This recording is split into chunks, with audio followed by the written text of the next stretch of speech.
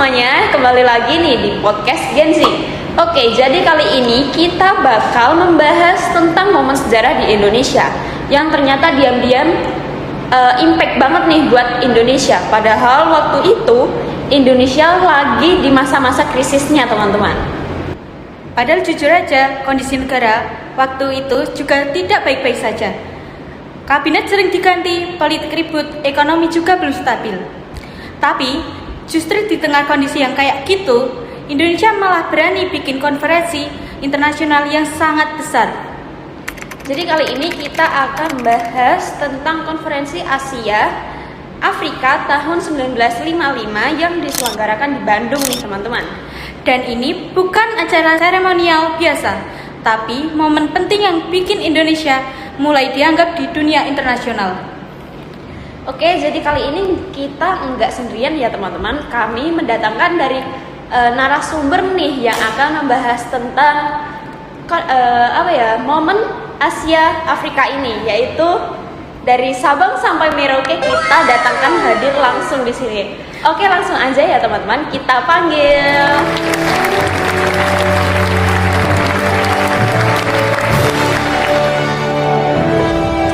Halo semuanya. Halo.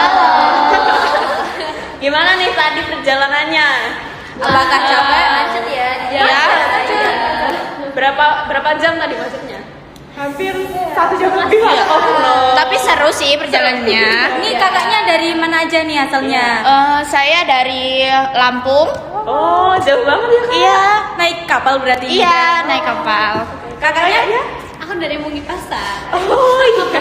Ya deket banget itu. Oh dekat, berarti nggak macet dong? Nggak hujan juga ini? Enggak. Kakaknya lucu banget ya kak. Kalau kakaknya dari mana ini? Aku dari Jakarta. Oh, jauh. Berangkat jam berapa tadi? Ngebis atau? Naik pesawat saya. Oh, oke. Enggak naik becak. Ya, Enggak ada becak ya di Jakarta ya. turun di YIA atau di Adi Sucipto tadi? Adi Sucipto. Deket dong berarti. Tadi dari Jakarta langsung turun di sini. Kayaknya tadi lewat kayaknya lihat ya kan. Kalau kakaknya nih yang biru-biru sendiri. Saya ini dari pesisir sana. Oh pantas bajunya biru-biru. Melambangkan kalau Iya, anak iya. pesisir banget Anak nih. pantai. Gimana panen ikannya lancar?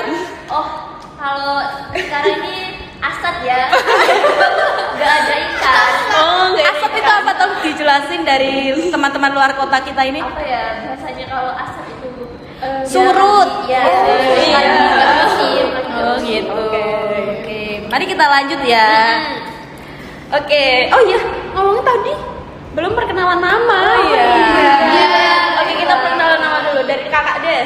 Perkenalkan, nama saya Aska dari Jakarta ya tadi. Iya. ya. Umurnya berapa kakak? Umur saya 25 tahun. Wah. Sekarang kuliah di mana atau masih sekolah? Alhamdulillah sudah S2. Alhamdulillah, ya Allah hebat.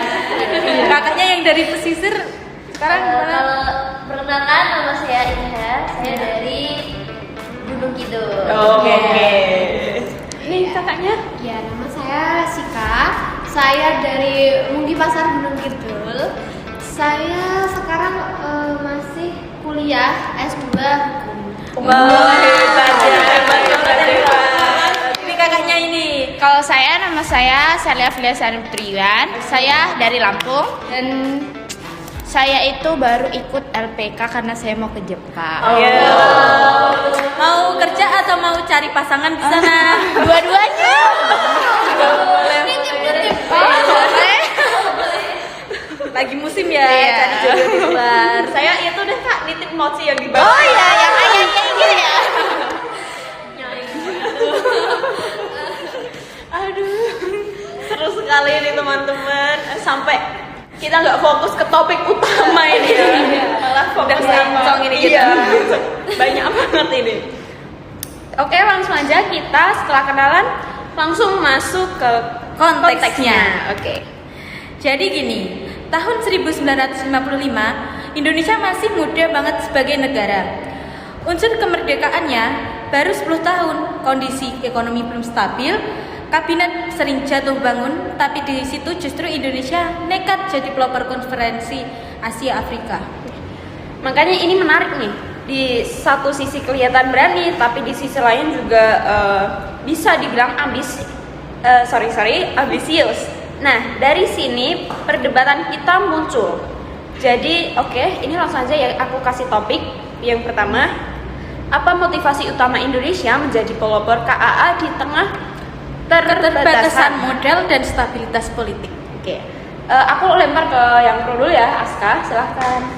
Oke, kalau menurutku sih ini ya, menurut sejarah juga motivasi utamanya itu solidaritas. Karena banyak negara Asia dan Afrika punya pengalaman sama, yaitu dijajah. Indonesia ngerasa nggak boleh nih jalan sendiri. Selain itu, Indonesia pengen nunjukin nih politik luar negeri bebas aktif. Artinya nggak ikut blok barat dan blok timur di tengah perang dunia. Kalau menurut Kak Idha gimana? Iya boleh. Jadi kalau menurut saya dari secara strategis Indonesia tuh pengen dapat posisi di dunia internasional. Kalau cuma fokus ke dalam negeri nih, Indonesia itu bakal dianggap sebagai negara yang kecil. Jadi KKA ini dibuat buat nunjukin bahwa Indonesia itu negara baru tapi punya sikap gitu. Oke, berarti ini bukan sekedar idealisme ya, tapi juga strategi politik. Tapi ya, di sisi lain nih, kalau secara realistis, ini juga beresiko. Beresiko apa tuh? Ya karena tahun segitu, inflasi masih tinggi. Kemudian keamanan itu juga masih belum stabil. Jadi ada anggapan bahwa pemerintah ini terlalu fokus keluar. Sementara masalah di dalam negeri ini belum selesai. Bukan berarti salah sih, tapi timingnya perlu diperdebatkan. Karena rakyat juga masih banyak yang hidup susah. Wah, menarik ya nih ternyata antara idealisme global sama tanggung jawab domestik nih ya. Oke, selanjutnya Pertanyaan kedua ini, bagaimana Dasar-Sila Bandung mampu mengubah peta politik internasional saat Perang Dingin? Ini krusial banget. Coba Ida dulu. Oke, jadi Dasar-Sila Bandung itu isinya prinsip hidup berdampingan secara damai, di mana itu saling menghormati, kedaulatan, dan aktif dalam kolonialisme. Di tengah dunia yang terbelah dua, prinsip ini menjadi salah satu alternatif. Dan faktanya, Dasar-Sila Bandung jadi dasar lahirnya gerakan non-blok tahun 1961. Banyak negara akhirnya nggak mau jadi alat Amerika atau Uni Soviet. Berarti pengaruhnya nggak cuma simbolik ya nih? Tapi dampaknya nggak instan. Iya. Secara praktik, banyak negara tetap terjebak konflik karena tekanan ekonomi dan militer dari negara besar. Jadi gini, Dasar-Sila Bandung itu ideal secara konsep, tapi implementasinya yang nggak mulus. Fair point sih. Idealisme versus realita. Iya betul. Oke, ini ada topik selanjutnya nih. Mengapa KAA dianggap sebagai presentasi terbesar politik luar negeri masa demokrasi liberal? Oke, kita lempar ke tim pro terlebih dahulu ya. Karena paradoks di dalam negeri kacau, tapi di luar negeri Indonesia sukses besar nih. Bisa mengumpulin 29 negara, itu bukan hal yang kecil. Dan ini bikin Indonesia itu diakui sebagai pemimpin informal negara berkembang. Itu prestasi gede buat negara yang baru merdeka. Justru itu ironi. Presentasi luar negeri gak sejalan dengan kestabilan politik dalam negeri. Makanya disebut prestasi besar, tapi juga jadi pengingat kelemahan sistem politik saat itu. Jadi sukses sih, tapi sekaligus menjadi tampar. Iya. Pertanyaan keempat ini, Bagaimana peran tokoh bangsa dalam mempersatukan pemimpin dunia dari berbagai ideologi? Ini nggak lepas dari tokoh-tokoh dasar. Aku limpar ke Idha, coba. Jadi Soekarno itu kuat di narasi. Dia nggak apa ini namanya bahas ideologi, tapi masih bersama sebagai bekas jajahan. Nah, ditambah lagi nih tokoh lain kayak Muhammad Hatta dan Aji Sastromijojo yang kuat di diplomasi nih. Jadi ada keseimbangan antara retorika dan strategi. Tapi tetap rawan konflik karena ideologi itu sensitif banget. Kalau tanpa figur kuat, KA bisa aja gagal total. Berarti kepemimpinan itu menjadi faktor kuncinya. Ya betul sekali. Betul. Oke, lanjut aja ya nih. Jadi pertanyaan nomor 5, apa relevansi semangat KAA bagi kedaulatan Indonesia sekarang? Oke, dari tim pro terlebih dahulu ya. Kalau menurutku sih relevansinya jelas. Indonesia harus tetap bebas aktif, nggak gampang ditekan negara lain. Selain itu, berani bersuara di isu global kayak Palestina atau konflik internasional. Tapi tetap harus realistis sama kekuatan nasional. Ya, jadi jangan cuma vokal, tapi lemah di jalan. Oke, kita masuk ke pertanyaan ke-6. Ini pertanyaan cukup santai, tapi sangat penting. Bandung tahun 1945, itu vibe-nya kayak gimana ini, Idha? Jadi gini, bayangin kayak kota kecil, tapi isinya itu pemimpin dunia yang seperti banyak hotel, jalan, semua jadi saksi sejarah. Dan itu menjadi momen pertama Indonesia benar-benar jadi tuan rumah dunia. Wah, ini kalau dibayangin udah boom banget sih kali ini ya. Yes, pastinya. Pecah banget tuh. Oke, kita lanjut ke pertanyaan yang ke-7.